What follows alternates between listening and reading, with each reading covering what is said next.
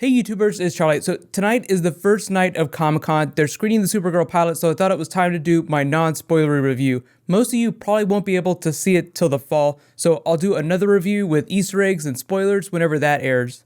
For those that are wondering, they actually moved up the premiere date, so officially the series is going to start at the end of October. It's a Monday night show at 8 p.m., so it's on at the same time as Flash and Arrow are during the night. So it'll be like Monday's Supergirl, Tuesday's The Flash, and then Wednesday's Arrow. You could also consider the other DC shows kind of part of that universe. Like, Gotham also airs on Fox. Gotham's in there too. That's still a Monday night show, but I try to treat the Berlanti shows as like their own separate Arrowverse. So just rewind in time just a little bit. If you guys remember last year, this exact same thing happened with The Flash. They aired it a little bit early, a bunch of people got a chance to see it really early in the year. That can be bad sometimes, especially when there's a lot of marketing behind something, just because you don't have any context for what you're seeing. Like, you don't understand what their intent is. You just have to figure it out yourself. So a lot of times you can misinterpret certain things, which I feel like is happening with this Supergirl pilot. The fact that it's made by the same people that make The Flash should give you an idea for their intent, that they're really trying to go with the same type of tone for that show. Even Arrow is swinging just a little bit lighter. I think they just had so much success with The Flash, with the way they wrote it, the way they conceived that they wanted to replicate that as much as possible with another character. Some of you might point out that Supergirl is one of the angriest characters in the DC universe. But that's not really the show that they're making. This is a show about a girl finding her place in the world. Superman does exist. I mean, don't plan on seeing him a whole lot, but it's like, what do you do when the world already has a godlike figure? It's like, it doesn't need you, so what are you going to do?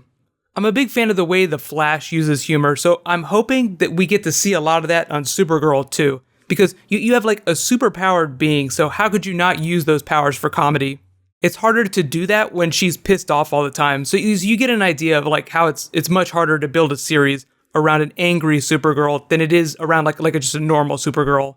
Typically what happens with pilots though is that like everyone's still trying to figure the characters out. Like, it took them all year on The Flash, even as different writers approach different characters. They all try to find their voices along with the actors themselves. Like Grant Gustin said that every single day on set he learned something new.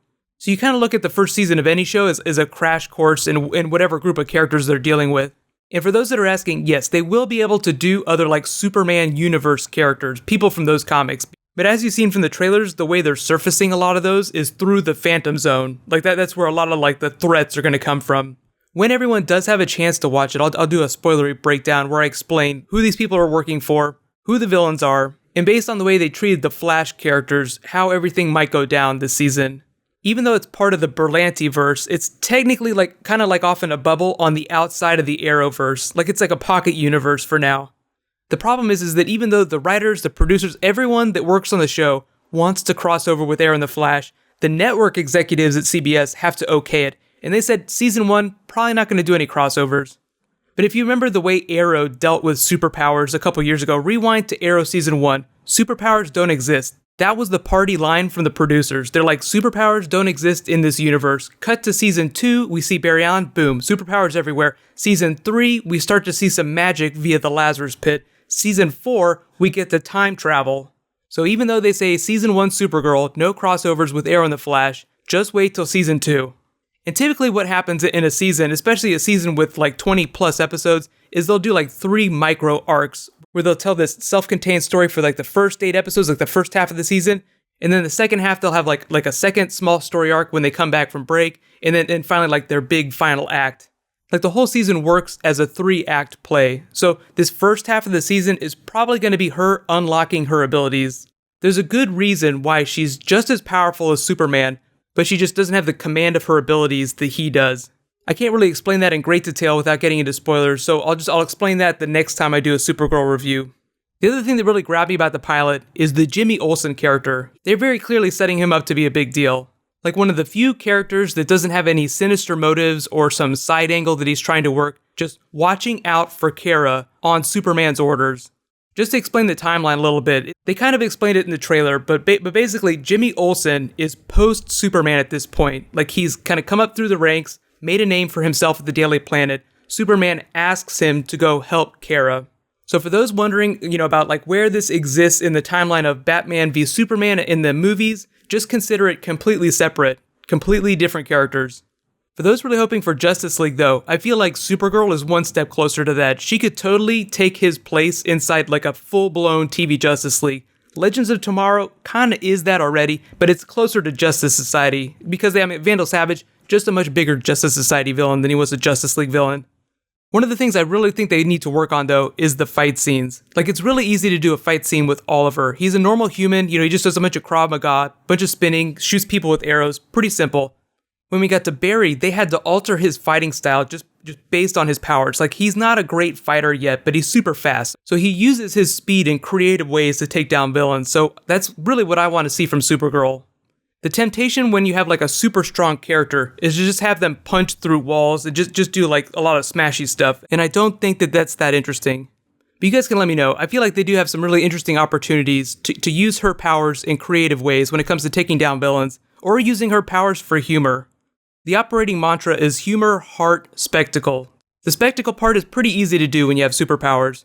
The heart is really like where the supporting characters come in. So I feel like it's going to take a few episodes for them to build that team around Kara before we get a feel for the moral core of the show.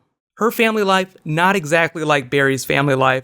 She does not have like a Joe or Iris West to anchor herself to. They do explore her relationship with her Kryptonian family, and that's like a really important part of the pilot, but it gets kind of spoilery, so I'll table that for now. But if you do want to talk about some of the twists with respect to her family, just please use spoiler tags.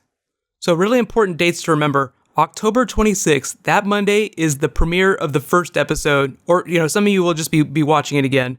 What's probably going to happen is it'll probably run up to the beginning of December. Most shows go on break by the second week in December, if not the first week or before that. That's usually when Arrow and the Flash go on break.